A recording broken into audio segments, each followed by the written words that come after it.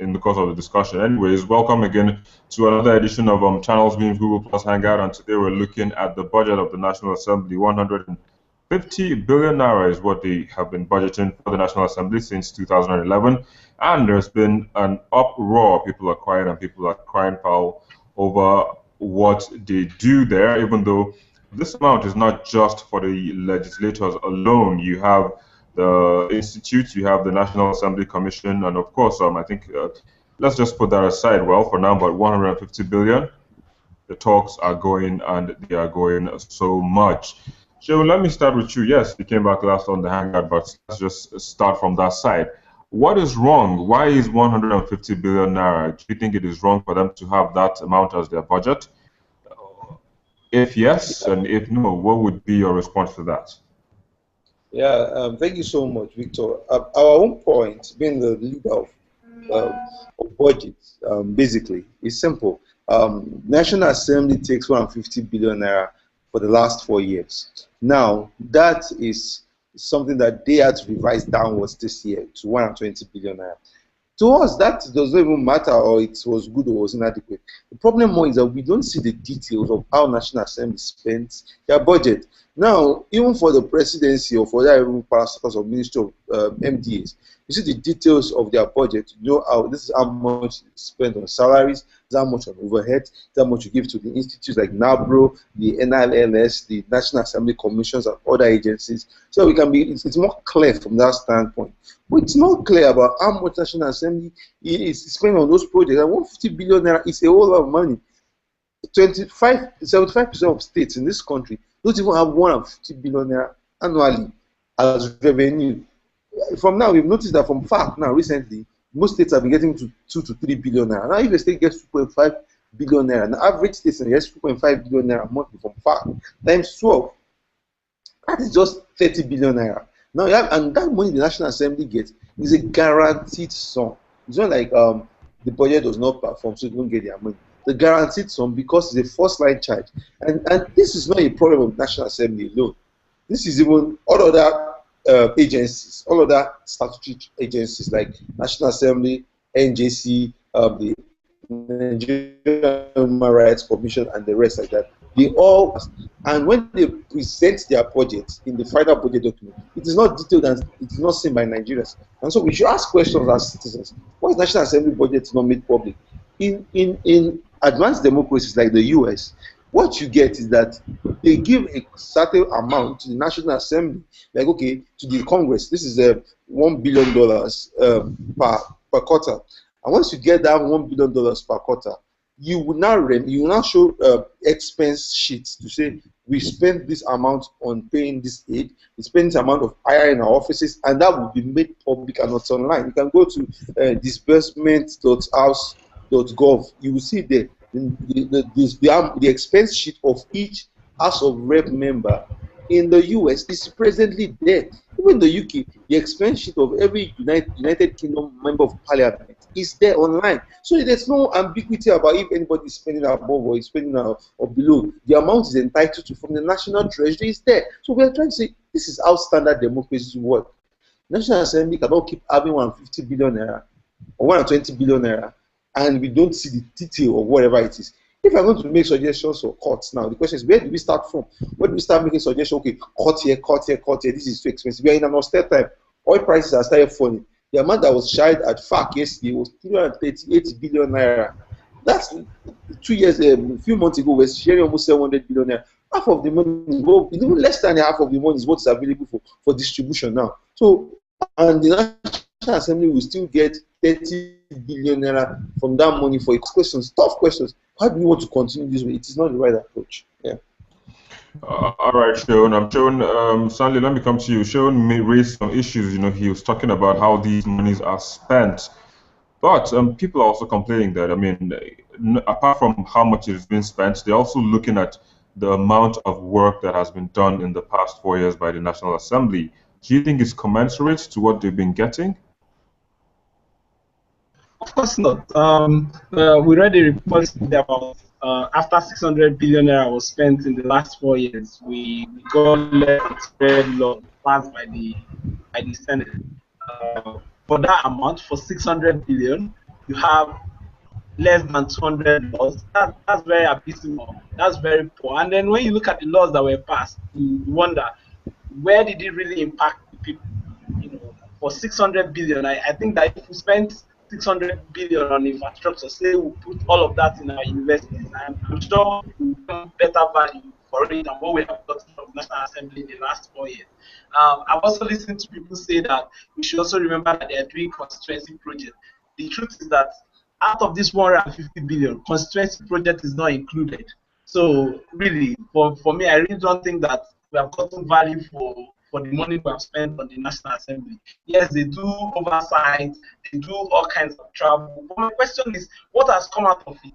We have abandoned projects still littered all over the country. So if you're doing oversight, you do oversight in first year, do second year, do third year, and we still have all of this abandoned. And you're saying that you're spending 600 billion on doing oversight, passing laws that do not improve the life of the people. I don't think we have gotten value for our money, in my own opinion. All right. So Sharon also made mention of the U.S. and the UK. He was trying to make comparisons, but I mean, if you look at the fact that our democracy is not yet as superb as what is obtainable in these countries, could you find a bridge as to why we're probably at where we are right now in terms of making open what the National Assembly spends? I always find this not being advanced argument funny. When we go and buy the 2015 latest car, do we say we are not advanced enough to ride it on our roads? When we go and buy the latest toys abroad, do we say that our country is not advanced to allow us to use the latest mobile phone or the latest laptop? So why are we always making an argument about we are not advanced enough to show details of how we spend public money? I really don't think that argument will fly. It's as simple as that. This is public money. This is taxpayers' money. This is Nigeria's oil revenue, not somebody's personal money. So I really don't see where all of this argument about we're not yet advanced in that state. What's advanced about being accountable to people who put you in office? I really don't. The argument doesn't make sense. It's as simple as saying, at least give us basic detail. We are going to spend this amount on paying salaries. We're going to spend this amount on doing oversight functions. We're going to spend this amount on training. We're going to spend this amount on travel. Those basic information. I really don't see where you need advanced technology, advanced democracy to disclose basic information that is as basic as public finance. The argument doesn't fly. Maybe we should then stop buying cars and till we get advanced and our democracy is 200 years old. Then we can start to use advanced things. Why is it always public money that we then remember that our democracy is not advanced? But when it comes to stealing it, we don't remember that we are not advanced to steal as much as we are stealing. So I really think that the argument of being advanced and not being advanced doesn't apply. It's as simple as saying National Assembly are getting 120 billion in 2015. How are you going to spend it? That's the question. It has nothing to do with advanced democracy. The example shown gave is that if these people are already disclosing, do we have to wait for 200 years before we then start to disclose our own? I'm saying that since our democracy is not 200 years old, we shouldn't disclose how public finance is spent. It doesn't make sense. It doesn't. All right, I'll come back to you again, but let me just chill with Ileo. Ileo's internet has been actually failing, but if you can hear me, Ileo, can you just indicate if you can hear me? Ileo, can you hear me?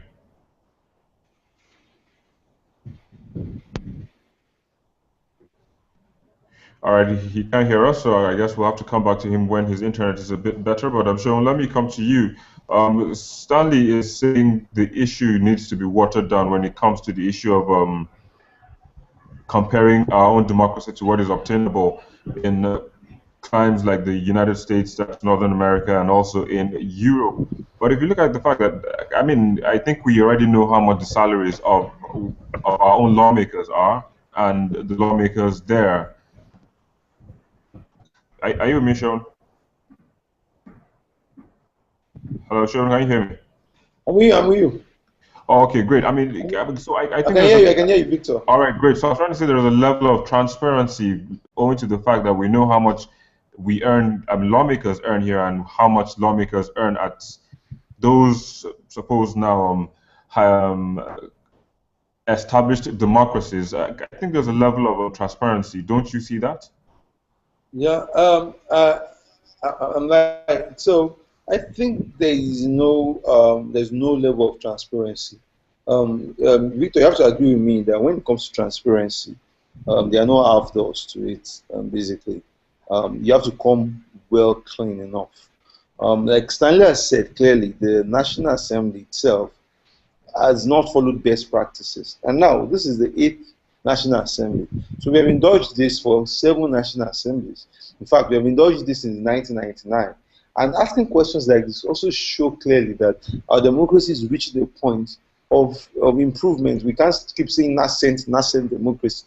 At point in time, you also have to look like you're becoming a developing democracy to that point. So the question is, how do we have, and this is the time for austerity. You have to agree with me that we can't afford to keep spending that huge size of amount of money every year or every month or every quarter. We need to make that more clear and more obvious so that we can say, okay, it's too much at this point, it's too much at this point. Let me give you something. Most of the agencies that you see on that National Assembly, quote me anyway, they don't spend 5 billion naira in a year. Most of the agencies on the National Assembly don't spend 5 billion naira in a year. So the question is where is now the remaining 150 billion, 140 billion, 130 billion naira?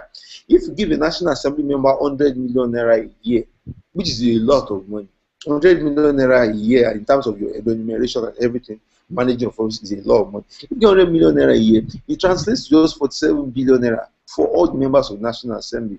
So 47 billion naira for the members of National Assembly, the principal officers, or whatever, all the vice, you don't even need up to 70 billion naira. So the questions you have to come to that. But even before we can even make all these assumptions, let's see the details of it, and from there we can go forward. Because until we do that, one thing we should understand that when it comes to accountability in the tripod of governance, the major leg of accountability in the tripod of governance is National Assembly.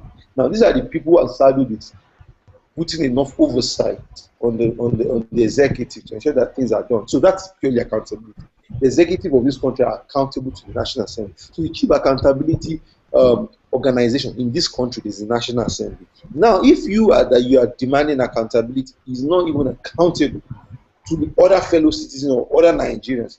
The popular this is if we must come with equity, must come with penalty. So if you want to demand probe of NNPC, probe of all these agencies and co, you yourself have refused to show your books open to the public. And it's suspicion that it's also a game in which everybody's just trying to get his best meal out of this. So that's why we are very insistent on this, that we need to stop this. We need to stop. And you will notice that the way the National Assembly does this, all other agencies that refuse to do this, like the NJC, NHRC, which also have not a lot of money, the Public Complaints Commission, INEC, also come up and say this is the breakdown or the basics of all our budgets. We need to make these things happen, and I think this is now.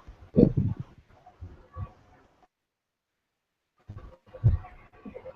Okay, I'll come back to you, I'm sure. Ileo, let me come to you. I mean, you've been on and off on Vanguard. I'm just kindly indicating. I mean, the network has been present. Okay, great. All right, great. Shaun and Stanley have been making some statements, about the 600 billion naira that has been budgeted for the National Assembly. I mean, I won't go back to all they've said. Let me not belabor the hangout with what they've already said. But let me just come to you. What do you make of the whole situation? 600 billion, 4 years. This year they've slashed it down to 120. I beg your pardon, billion naira. 120 billion. Yes. Yeah. Do you think it's justified? And do you think you need to know a bit by bit breakdown of what this money should be used for? Well, for me, I can't but agree with Shaun as regards the budget of the National Assembly. Of course, I can't say if the money is justified because we don't even know what they're spending it on. We don't know if there's excess remaining. We don't know if they return anything back to the year. That's for their unexpended budget. So we don't know how their own budget is performing. We don't know anything. And yet this is the same organization that requests for the budget of other organizations. They are the one that hold the executive arm of the government accountable. And yet they themselves are not accountable to the citizens who voted them in. So number one, I can't tell you if it is justifiable or not because we don't even know what it is. So what we are saying is that they should show their books open. They should open it out for scrutiny by citizens. It's as simple as that. Okay, so talking about scrutiny, let me come back to you, Stanley. I mean, the new sets of members-elect and senators-elect are already talking about opening the National Assembly. They're talking about accountability. They're talking about being scrutinized. Do you think a change will be coming in once this new assembly is sworn in June? Well, to an extent, yes, I'm very hopeful, and that's why campaign we're spearheading is timely, because sometimes, you know, when they get into these offices, they tend to forget how they got there. It's difficult to book an appointment. It's difficult for them to respond to you. It's difficult to reply letters and emails. So I think that right now, before they get involved, it's just a perfect time to start to pressure them and, you know, get them to be on record, committing to do what we have asked them to do. Because, say for example, we have seen Senator Senator-elect Ben Bruce commit to an open national assembly, and even going as far as saying that he will make his own personal records available to the public. We have also heard from Senator Bukola Saraki as well. So as the campaign is heating up, I think that a lot of them are beginning to realize that time has run out for us to continue to live in the past, and I believe it's part of the wind of change that is blowing across the country. One of the sad things that will happen to us is if after all of these promises, they get into office and there's no at least at the basic. I've looked at the US and the UK assemblies, the parliaments in those two countries, and I've looked at their expenditures in detail. They go as far as stating the name of their aides and how much they pay those aides. In our own instance, the revenue allocation and allocation mobilization and fiscal allocation commission says that certain percentage of the annual basic salaries of these legislators are added to their salaries for them to hire aides. But we know the quality of aides they hire, right?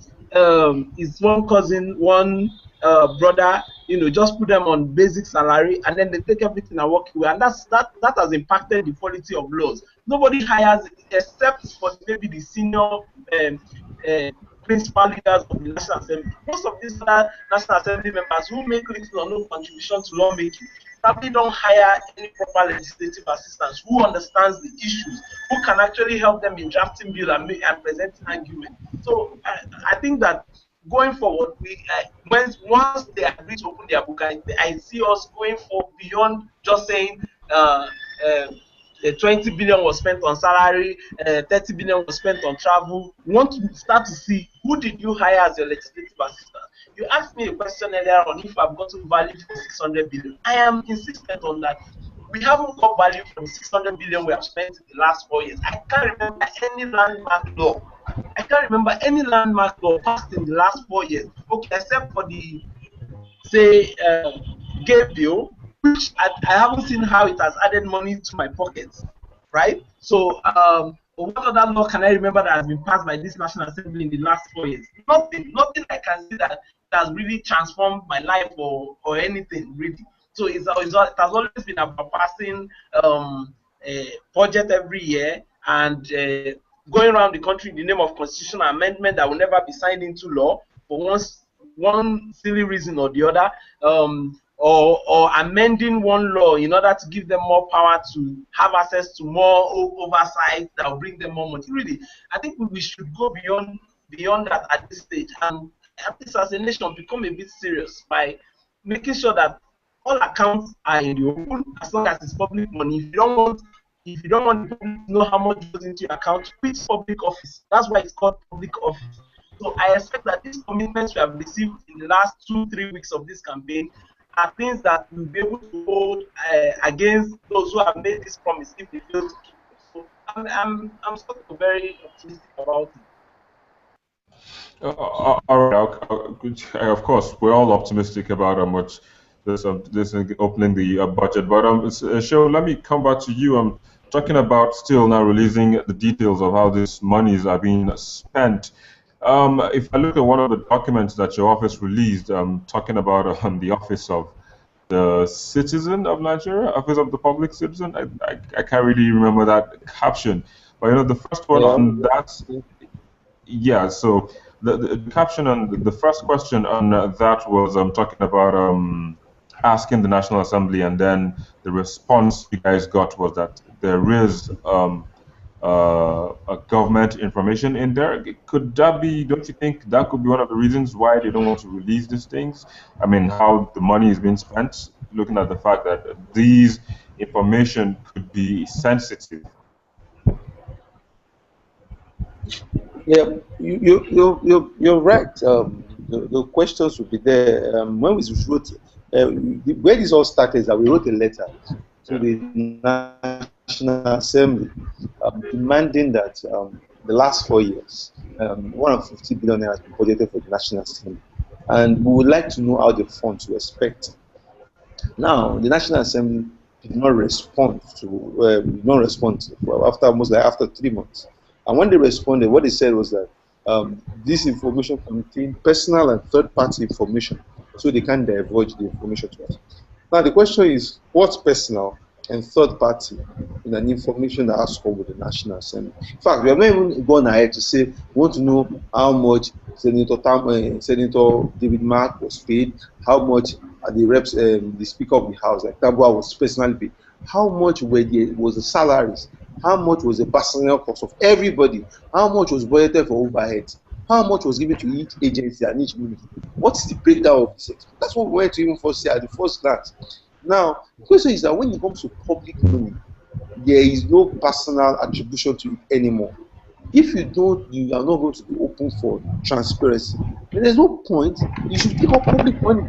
If you know you're not going to be open for scrutiny, there's no point taking up public money. I will fight to a recent case filed by EIE, Enough is Enough Nigeria, another civic organization, and against Costaris Nigeria Limited, about the BMW cars that were procured for the former aviation minister. And the court ruled that Costaris Nigeria Limited should provide all the information necessary for the cars that were purchased for the federal government. So the question is that if you know you're going to close to the public treasury, and you know you're not open for transparency and accountability, it's better you go and look for contracts with private organizations. Whatever makes you to be a beneficiary of the public treasury, the public deserves to know how their funds are being spent. So that was so ridiculous.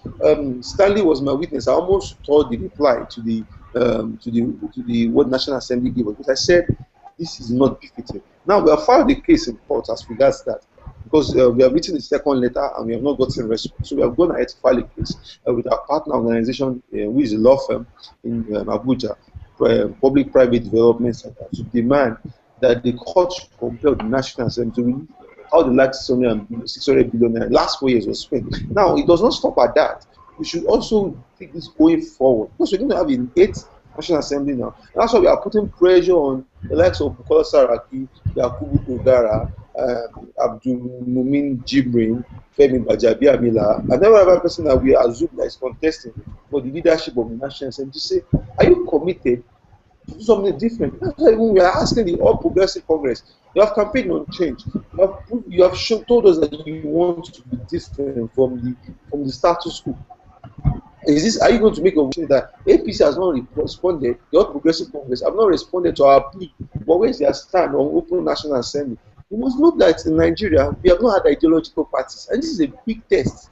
To have parties that have sound ideologies, we should be able to declare that APC will stand for transparency, and this is a litmus test, a short litmus test for APC as a political party. The second thing again is that all the contestants, except Bukola Saraki, has promised to go ahead and become more transparent. Or those who haven't done it, in fact, said it in fact, like this Senator-elect Ben Bruce, 3 senators, even including Femi Bajabiamila, who in his activism stride has not even responded. Tell us that he's going to commit to open, with transparency and an accountable National Assembly. None of them have come up to say, except those 2 people. So the question is, how do we go forward from this place? So we have to continuously put it under pressure. That how the National Assembly spends revenue must be declared public, must be clear to everybody to see. So we can know what is enough and what is too much. Even if they need more money above 120 billion, we can prescribe for them. Oh, you guys deserve more than this because we look at your expenses, we find that it's rational enough, or we feel that you need more money. But the question is that let us even see the breakdown so far. Thank you. All right, so just before we continue, I'll check the chat box, and Mileo is putting the comment, and he says, change with the 8th Assembly, if we are not careful, will be elusive. Ileo, I'll come to you to tell us more or throw more light on that, but just before I do that, let me come to Imam. Imam, he just joined us. Imam, if you can hear us, good afternoon and welcome to the program. Hello, Imam. All right, we still can't hear Imam, so we'll hold on till he fixes his internet or he gets it right. But just while we're waiting, Emilio, let me come to you. Why are you thinking that change in the 8th Assembly might be elusive? I mean, you're even categorical here with your statement. You're saying it will be elusive. You're certain it will be elusive. Why do you think so? Well, maybe I didn't get what you said, right? But what I was trying to say is that change might be elusive. Now, this is owing to the fact that because our president-elect, General Muhammadu Buhari, is the person we all know to be someone who stands for integrity and someone who has been accountable. At least he's asked his campaign organization, his presidential campaign organization, to give an account of how they spent all the campaign funds. And with someone who has done that, you can rest assured that his government is going to be accountable and it's going to be open to. But for the National Assembly, we are not too sure. And these are my reasons. Look at the folks just going in there. We have one of them, a character who asked agencies under our watch, to buy BMW cars for her. And I can mention a whole lot of them like that who are not accountable to you, whose president has shown that they don't really care about what anybody says. They don't really care about account. So you can be rest assured that these guys might not be accountable. What I would expect more organizations like Budget and EIA and those pressure groups to do is to make sure that any of those guys contesting for the Senate president or for the speaker to commit to an open National Assembly. Thank you very much. All right. Yes, you said, but of course, only the courts do pronounce people crooks and criminals. Yes, I heard you indeed call one of the persons you made mention of as a crook, but let's just hold it at that. But Shewon, do you agree with Ilewar on things he said? I'm now talking about change on the kind of people that are going, who have had a bad precedent prior to this moment that they will be going to the National Assembly. Yeah, we need to get commitment from all of them. Naya has spoken, Ben Rebus have spoken, and I don't want us to make this discussion about National Assembly so simplistic. To say we just want to know how much salary they earn. We don't need to be that simplistic. That is an emotional discussion. To say, because if they say we want to know how much you earn by the rule, they can bring up their salary, which is just almost a fraction of almost nothing, and say this is how much you earn by the books. We should demand to see how the entire lump sum dedicated or allocated their offices are being spent. It's as basic and as easy and simple as that. The question, I think, all the members of National Assembly, those who are contesting, Bukola Saraki will be been on this case, and he has responded to us twice that will be transparent and open, and we'll keep continuing that discussion conversation. Also, the same thing with Dugara Garubu and Yakubu. We have spoken to him, he has not responded. Abdulmumin Jubril, they have also tweeted at him and things like that. The question is that we want to write them personally. That's the question. Next level, we want to do this. We want to write them personally in their offices to say, would you commit to this? And also put that in the national deals. We are written to all these people and ask them, will they commit to an open and a transparent national assembly? And that's why even we've said, rather than even walk through each, because you might even not be too sure until you get to the national. National assembly is very, very fun. All the people that we are mentioning now, there's no assurance or guarantee that they will become they will emerge as the leader of the National Assembly, because on the last minute or at the last minute, the National Assembly, horse trading, political interest will realign, and the next thing you know, a dark horse becomes a. So how do we get the party, the governing party, which is APC, to have a stand, a clear stand about this, to say this is where we stand when it comes to the leadership of the National Assembly? That's where I want us to even start with. It's unfortunate that the APC has remained silent on this issue, and if we have the APC's commitment, then it becomes binding on the members of the National Assembly. That's how we should do it. But if the APC is not saying anything, it also shows that they are not even interested. That openness on that transparency that is so professed in their manifesto. So we need to change that. This is my own point. Thank you. All right, Stanley, let me come to you now, still on the fact that Gilo believes that the National Assembly might not still change. But I'm looking at a tweet that was sent by Senator Bukola Saraki, and it says, senators that are part of like minds all agree that we must open NAS to public scrutiny by being transparent and accountable to Nigerians. I think that's a step forward from where we are now to where we want to be, to see. I mean, that's of course seeing the NAS opened and their budget being made a public document, just like it is in established democracies like the UK and the United States. But Ile always say that there are a lot of people who have had bad precedents, and he thinks those a few bad eggs might spoil the remaining. But I mean, some are already standing up and they're saying, Senator-elect Ben Murray-Bruce is already out there really talking about how NAS can be opened, and also he has someone from a different party, that's the APC now, that's Bukola Saraki. And don't you think these people can actually move this motion to make those documents open, despite the fact that, yes, you have people that have had a bad precedents and are also part of this 8th Assembly? Again, like I said before, I'm optimistic that something different will happen this time around. Like you mentioned, we have seen even across party lines. It's not just APC senators and senators are committing to open a NAS. We have also seen PDP Senate, especially freshman Murray-Bruce also committing. So the campaign has gone beyond a party line. But there's something more fundamental about getting National Assembly to open their books. Shehu did mention the fact that there are certain statutory agencies that receive money from, as soon as federal government gets the share of revenue, these agencies are paid first. And he mentioned INEC, he mentioned National Assembly, he mentioned National Human Rights Commission, and he mentioned National Complaint Commission. But there are also revenue generating agencies like FIRSC, the Central Bank, NNPC, whose budgets are also not included in the federal budget.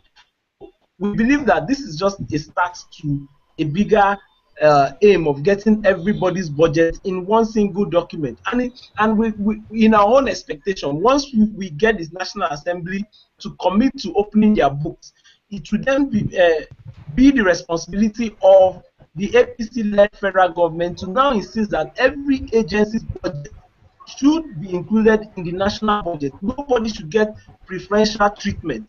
As long as they're getting public funds, you should be paid like every other standard government agency by presenting a single budget that the president transmits to the National Assembly. But for us to get to that point, the National Assembly, whose responsibility it is to insist on this, must first of all be accountable and transparent. And in our plan in this campaign is that we insist, we continue to also pressure the president-elect when he's sworn into office to ensure that no agency of government gets federal allocation without presenting their budget. Let me give you an example of how terrible this thing is. If you have read the PwC report on NNPC, you will see that NNPC went as far as borrowing money to pay salaries, right? I'm sure that if NNPC presented their budget at the beginning of the year, I'm sure we would have known how much they would borrow, because we would have been able to determine before the year starts, we would have been able to determine this is how much NNPC will need in 2013 to operate. This is how much NNPC will need in 2015 to operate. So that we know, oh, they will not be able to make enough money to pay their salaries, right? But because we have allowed NNPC to operate the way they want, so they will spend everything and as much as they want, because they know they have a bottomless pit to dip their hands into. I believe that's what is also happening to the National Assembly. There's 150 billion to spend and spend and spend until the money is finished. And I believe it's also happening along the same line with agencies like CBN, like Securities and Exchange Commission, like Federal Revenue Service. All of those people whose budget we do not get to see must be spending more than they need, including customs who get a particular cut of their own revenue they collect. They just get a particular percentage. Whether they exhaust it or not, it is theirs for consumption. So they can buy as many cars as they want. They can buy anything they want as long as they have that money. We really have to change that system. And I think that change will start with first National Assembly, first of all, as the representative of the people, to start to give account of how they spend 150 billion, and then can then drive this campaign to every other single agency of government. We have had too much scandalous looting of public funds. We need to put a cap on it. That's what we're campaigning at. Starting from National Assembly, we must account for 600 billion. We must show going forward what they spend their money on, and every other government agency must then follow suit. That's what we believe in, and we think that what we've heard from the senators elect is a good step to achieving that. All right, Stan.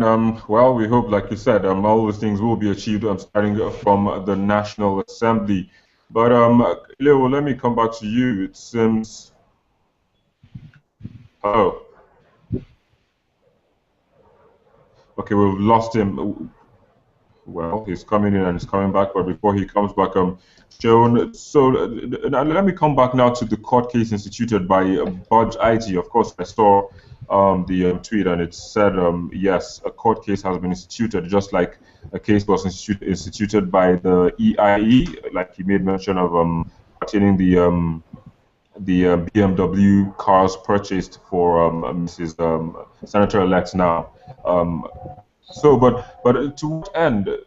Where do you see this case heading to? Okay, so we expect that the court to give us accelerated hearing because we believe this is tied to the issue of it's in the Freedom of Information Act, and there are those contextual issues around two exemptions that the National Assembly has claimed that we does not allow them to give us information. So we expect that the case should be up by next once the court processes are fulfilled by early next week. So maybe in 2 weeks before the new 8th National Assembly is inaugurated, we should have a judgment.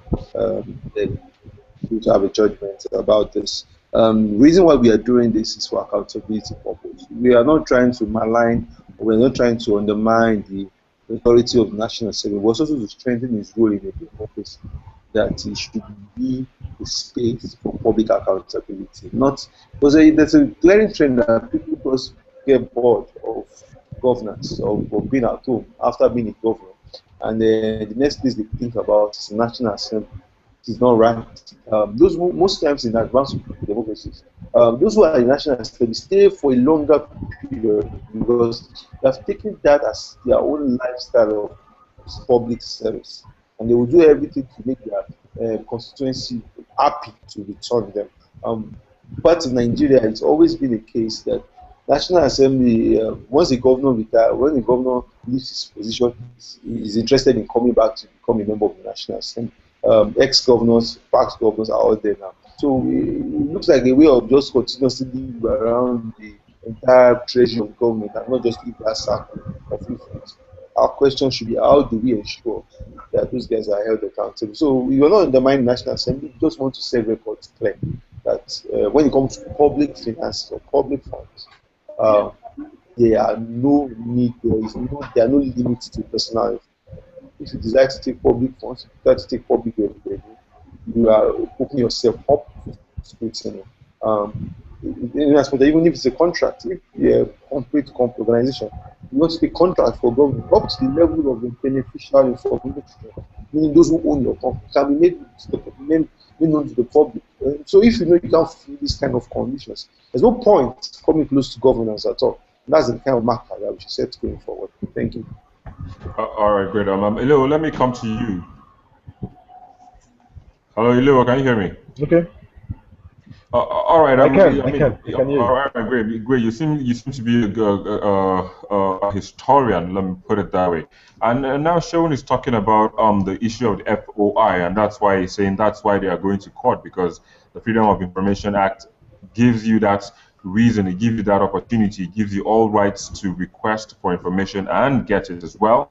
But then, if you look at the trend, I mean, the history now, antecedents of people going to seek for information, how would you say the FOI has fared since it was passed by, I mean, since it became an act in Nigeria? From what I've noticed so far, hardly do people get positive judgment, from the courts in Nigeria. I mean, if you look at all of the cases that we've seen so far, hardly do people get judgment to to get those informations out of government agencies where they are requiring it from, because there's always something to hide under, probably, or you're revealing someone's personal information, or there's a national security concern somewhere, concern somewhere. So I'm hoping that the judiciary too can help in this area, to help scrutinize, to help organizations, request information from these organizations. Also, I would love that this discussion will be expanded out of National Assembly. I mean, how much is their budget for this year? We're talking about 120 billion. Fine, it is a lot. But looking at the budget itself, we're talking about 4.3 trillion naira, and that is what they have even declared. Recently, the chairman of the House Committee on Public Accounts, that's Honorable Adela, said that there are 601 federal government agencies in Nigeria, and that the budget for a year is around 20 trillion. And if you look at it, it's very possible. Look at FIRS. In a year, they generate around a trillion naira, and of course, out of it, they spend for their organization. Not only that, look at NNPC, look at a whole lot of these organizations that don't submit budget to the National Assembly. So I mean, these discussions should expand much more than the National Assembly. It should go to all of these areas where there are leakages, where they are spending money without anybody accounting, to the people. Thank you. All right. We are coming to the end of the program. Sadly, Imam, who actually is the senior special advisor on media to the Speaker of the House of Representatives, he couldn't join us, and he apologizes because he says he is on his way. He's actually in transit, and he was trying to stop by on the way and then join the hangout, but then the network wasn't too good where he was joining from.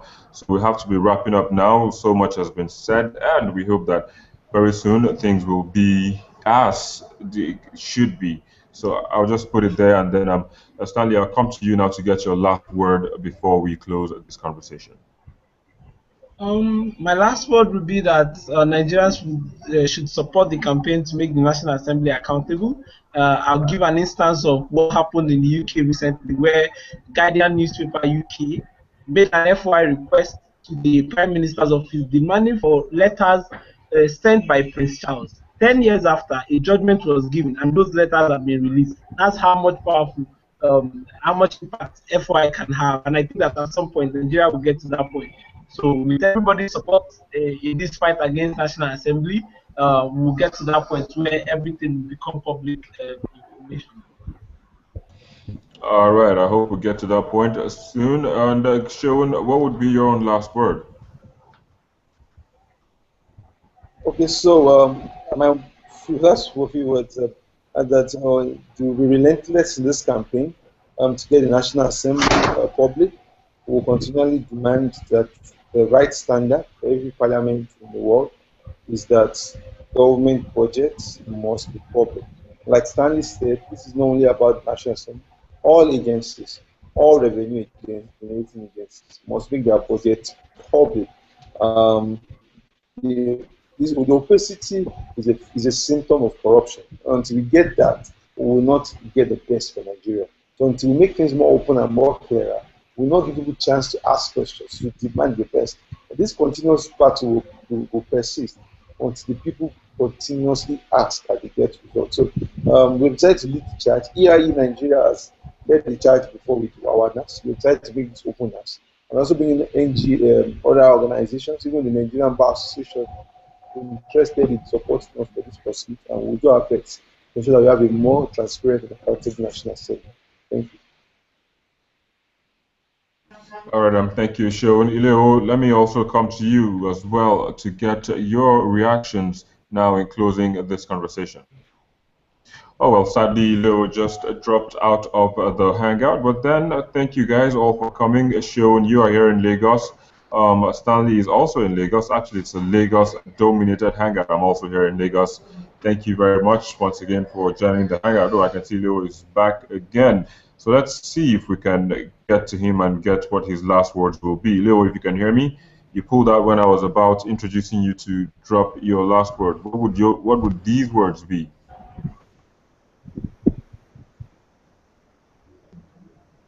Leo, if you can hear me. It's quite simple. My own last word is going to be to our elected senators and House of Reps, but they have nothing to hide. You know, in fact, I think we're going to have more respect from the Committee of Nations. Can open out our books, but not only that. Don't let us forget that we have 36 states. We have House of Assembly members all across the country. They all should open their books, you know, for citizens to go through. And the foreign countries and the international community are really going to respect us, you know, and they should support General Muhammadu Buhari in his quest to have a country that is run on integrity and, of course, a very good character. Thank you. All right, thank you, Leo, and thank you everyone that joined this hangout. For those of you who are watching on YouTube, we did see you, and we hope that next time you too can be part of the conversation to also make your voices heard. But that's how we wrap it up on this edition of Channels Beams Google Plus Hangout. Thank you for watching, and thank you for joining. I am Victor Matthias.